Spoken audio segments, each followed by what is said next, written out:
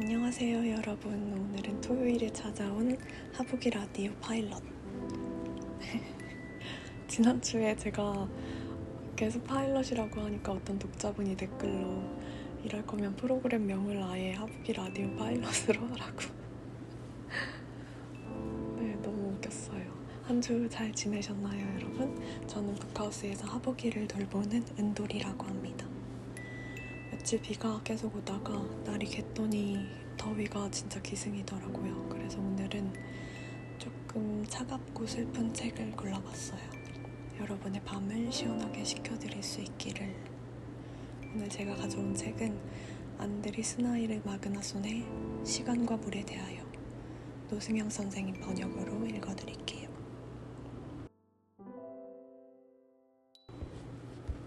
광포한 파도를 묘사하는 일은 나의 깜냥받기다. 언어는 날개가 부서진 작은 새처럼 힘없이 땅에 떨어진다.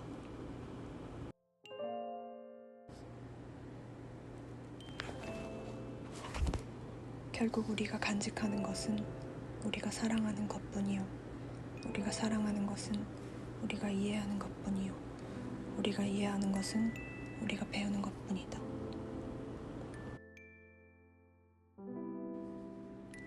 세상은 이야기로 가득하다. 너무 많은 이야기가 안개 속으로 사라진다. 모든 삶은 필생의 역작이다. 누구나 자신의 삶, 이야기를 살아야 한다. 비애를 든 할아버지에게 당신이 태어난 뒤로 세상에서 가장 커다란 변화가 일어난 것이 언제 같으냐고 물었다. 할아버지는 대뜸 이렇게 대답했다. 지난 10년이었지.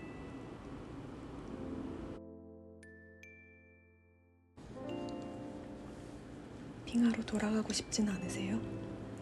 할머니가 말한다. 그러고 싶지. 나는 가고 싶지만 아우르드니가 빙하에 오를 형편이 아니란다. 할아버지가 웃으며 말한다. 요즘은 몬스터 트럭이 있으니 식은 죽 먹기지. 너무 쉬우면 재미가 없어. 할머니가 말한다. 신기한 일은 봄이 되어 빙하 내음이 풍기면 다시 가고 싶어진다는 거야. 내가 묻는다. 빙하 내음이라고요? 그럼 봄이 되면 공기에서 특별한 냄새가 난단다. 그게 빙하 내음이야. 무슨 냄새인데요? 무슨 냄새긴 그냥 빙하 내음이지. 빙하 내음은 직접 맡아보지 않으면 모른단다. 바트나 예키들 빙하에 오르면 모든 게 사라져. 아무것도 생각나지 않아. 그저 무한한 넓은 완전한 꿈이란다.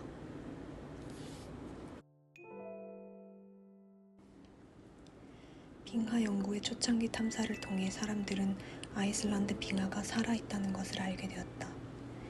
빙하의 정의는 자신의 무게로 움직이는 얼음덩어리다.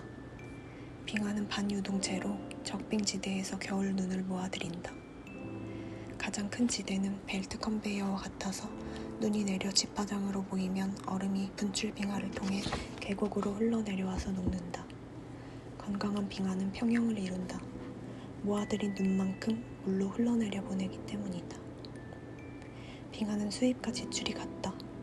아이슬란드 빙하가 독특한 점은 불과 얼음이 어우러진다는 것이다. 빙하 아래에서 분화가 일어나면 빙하 폭발이라는 대규모의 위험한 현상이 벌어지는데 짧은 시간에 아마존강의 수령에 맞먹는 빙하가 분출되기도 한다. 빙하에 착륙하는 비행기는 빙하학을 이해하는 기준점으로 제격이다. 할아버지가 동료들과 함께 파는 비행기는 빙하 위에 착륙한 지 1년 뒤에 7m 높이 눈 속에 파묻혀 있었다. 시간이 지나면서 더 깊이 파고들었다가 빙하가 다음 분출 빙하를 향해 흘러내릴 때 그와 더불어 서서히 이동했을 것이다. 그리고 아마도 1000년 뒤에 빙설과 함께 밖으로 드러났을 것이다. 예킬 사우르들론 빙하호에 떨어져 나온 얼음은 1000년도 더 전 아이슬란드 정착기에 바트나 예키들 정상에 내린 눈이다. 2019년에 바트나 예키들 빙하는 아이슬란드 면적의 약 10%를 차지했다. 전체 부피는 약 3200세제곱킬로미터에 이른다. 바트나이의 키들 빙하를 아이슬란드의 고루 펴바르면 온 땅이 30m 두께의 얼음으로 덮일 것이다. 빙하학자 헬기 비에르든소는 바트나이키들 빙하에 담긴 물이 아이슬란드 전역에 20년간 내린 강수량과 맞먹으며 빙하가 녹으면 지구 해수면이 1cm 높아질 것이라고 알려주었다. 해수면이 최대 100cm 상승하리라는 예측의 의미는 앞으로 100년 안에 전 세계에서 바트나이키들 빙하 100개가 사라지는 셈이란 뜻이다. 바트나이키드 빙하는 이미 해수면을 1mm 높였다. 20세기 동안 10% 감소했기 때문이다. 먼 미래에 훨씬 추운 기후가 찾아오지 않는 한 이 변화는 돌이킬 수 없다. 빙하에 착륙하여 겨울눈에 묻힌 비행기는 점점 깊이 묻히는 게 아니라 바로 이듬해 눈이 녹을 때 다시 드러날 것이다. 빙하가 사라지면 아이슬란드는 무엇이 될까? 란드가 되려나? 지구 온도의 상승을 감안하면 바트나이키들의 주요 분출 빙하는 앞으로 50년 안에 사라질 것이며 빙하 자체도 150년 안에 자취를 감출 것이다. 지구 평균 온도가 2도 이상 상승하면 그 시기는 더욱 앞당겨질 것이다.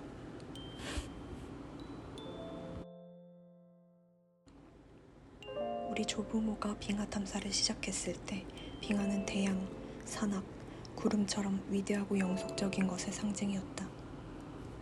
1955년에 아이슬란드 분출 빙하의 상당수가 20세기 들머리에 비해 다소 후퇴했으나 바트나이키들은 여전히 영속적인 존재였다. 영원한 흰색 거인. 변화의 척도는 몇백 년, 심지어 몇천 년에 이르렀다. 그러나 이제 바트나이키들 빙하는 인간의 척도로 감소하고 있다. 100년에 걸쳐 10%가 감소하는 것도 빠른 속도인데 150년에 걸쳐 100%가 감소하는 것은 자연재해다. 오늘날 분출 빙하의 거대한 빙설이 해마다 몇백 미터씩 후퇴하고 있다. 바트나이키들 빙하 같은 지질 현상이 사람의 일생 중에 사라진다는 것은 우리의 이해 범위를 뛰어넘는 일이다. 사방이 흐릿하여 크기가 가늠되지 않는 것이다. 2019년 봄은 예킬 헤이마르 산장에서 바트나이키들까지 아무도 올라갈 수 없었던 최초의 시기다. 이런 일이 벌어진 것은 충계 탐사 66년 만에 처음이다. 이런 변화는 지구온난화의 직접적인 결과다.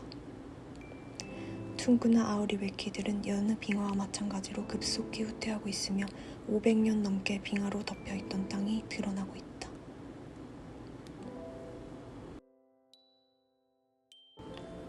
나는 할아버지가 빙하에서 찍은 영상을 보다가 할머니의 모습을 더 찍었어야 하는 것 아니냐고 말한 적이 있다.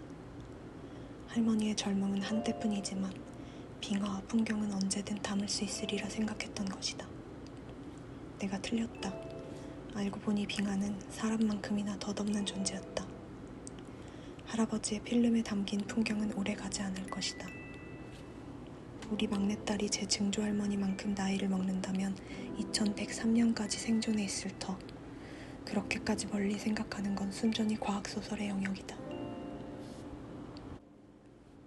빙하가 하늘 높이 솟았던 자리에는 공기만 남아있을 것이다. 우리 손주들은 옛 지도를 보면서 얼음으로 이루어진 산을 상상하려고 애쓸 것이다. 빙하의 성질을 이해하려고 골머리를 썩일 것이다. 1000m 두께의 얼음이 계곡을 전부 채웠다고? 그들은 머릿속에서 선을 그어 봉우리와 봉우리를 연결하면서 세상에서 가장 높은 탑을 무색해 할 만큼 두꺼운 빙하를 상상할 것이다. 화공을 가리키면서 이렇게 말할 것이다. 저기가 야영지가 있던 자리라고.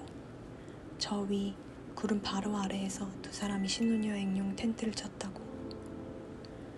우리 손주들은 심상을 불러일으키려고 스키 위에서 노래하는 사람들을 끌고 하늘을 가로지르는 스노모빌을 상상하려고 안간힘을 쓸 것이다. 세상에 어떤 일이 일어날지, 어떤 단어와 개념이 우리 시대를 묘사하는 데 쓰일지 우리는 알 수 없다. 그것은 우리에게 우리가 지금 당장 무엇을 하느냐에 달렸다.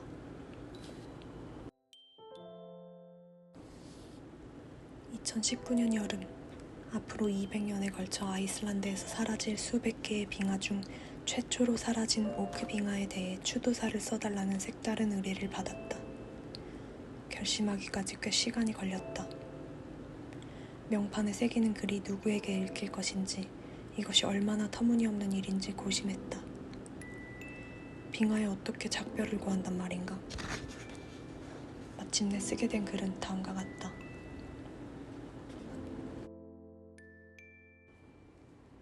오크 빙하는 아이슬란드에서 빙하 지위를 잃은 최초의 빙하입니다. 앞으로 200년간 우리의 모든 빙하가 같은 길을 따를 것으로 예상됩니다. 이 추도사는 무슨 일이 벌어지고 있으며 무엇을 해야 하는지를 우리가 알고 있음을 보여줍니다. 그것을 과연 우리가 행했는가는 미래의 이 글을 읽고 있을 당신만이 알겠지요.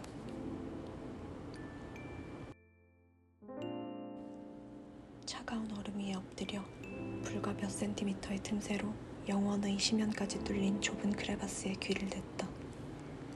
찢긴 부위의 얼음은 수정처럼 투명했다. 빙하의 몸에 생긴 빅맥과 거품을 들여다보니 신기하게도 3차원 영상을 보고 있는 느낌이 들었다. 빙하의 진동하는 공간 저 아래에서 물이 시커먼 베스처럼 꾸르륵거리는 소리가 들렸다. 깊은 바닥에서 물이 춤추고 있었다. 거대한 실로폰처럼, 돌 하프처럼, 얼음 하프처럼 빙하가 부르는 백조의 노래였다.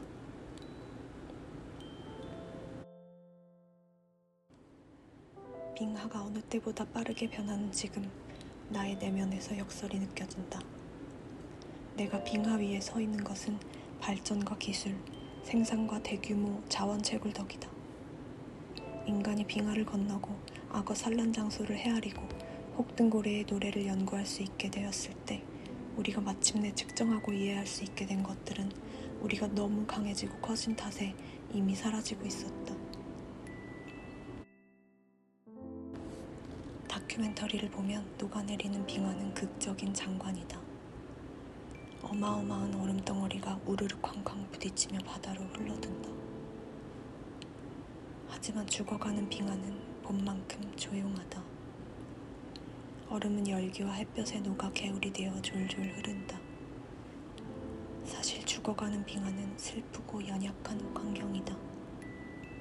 말없이 사라지는. 레이첼 카슨이 책 제목으로 이미 쓰지 않았다면 이 상황을 침묵의 봄이라고 불러도 좋으리라. 봄이 가면 여름이 온다. 기나긴 지구의 여름이.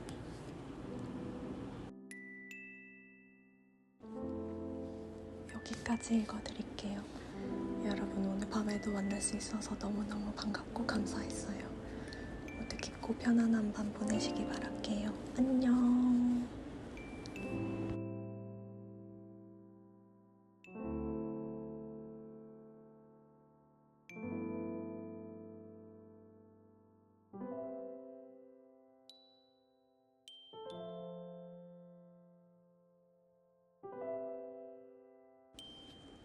끝난 줄 알았지? 제가 하부기 라디오 듣는 제 친구한테 얼마 전에 댓글 좀 달아달라고 쫄랐더니 그 친구가 이러더라고요. 좋아요랑 댓글 안 누르고 듣기만 하는 사람들, 그 사람들이 하부기 라디오 코어 청취자들이라고. 그런가요, 여러분? 조용히 끝까지 들어주시는 여러분을 위해서 히든 트랙을 제가 준비했어요. 이 책에서 제가 좋아하는 대목 읽어드릴게요.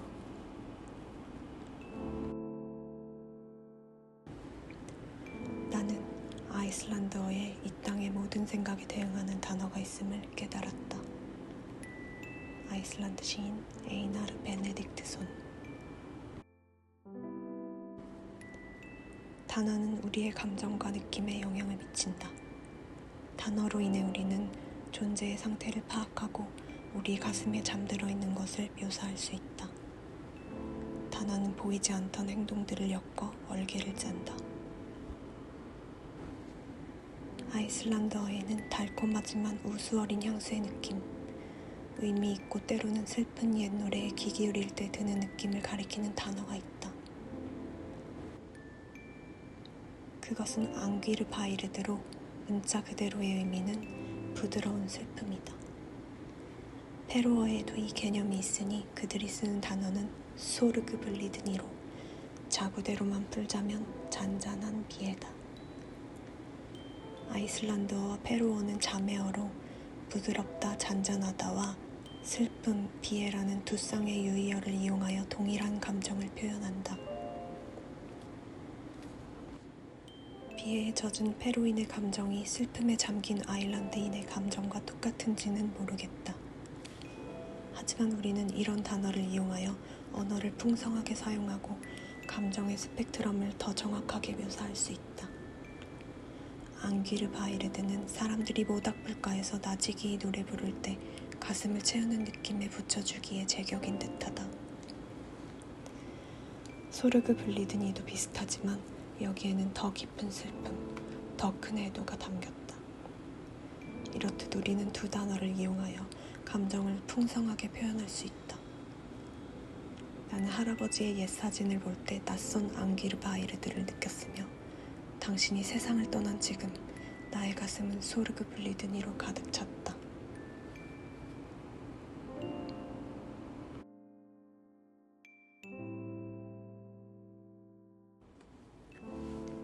네, 여기까지예요. 마음에 드시나요, 여러분? 제가 얼마 전에 좋아하는 선배한테 손편지를 하나 보냈어요. 그 선배가 제 유피를 보더니 제 글씨는 고난이 묻어있는데 다정하다고 그러더라고요. 그 선배가 혹시 제 소르그 블리드니를 느낀 걸까요? 오늘 읽어드린 구절이 다음 주까지 여러분의 부드러운 슬픔을 발견해드리길 바랄게요. 다음 주에도 만날 수 있을까요? 그러길 바래요, 여러분. 그럼 진짜 안녕.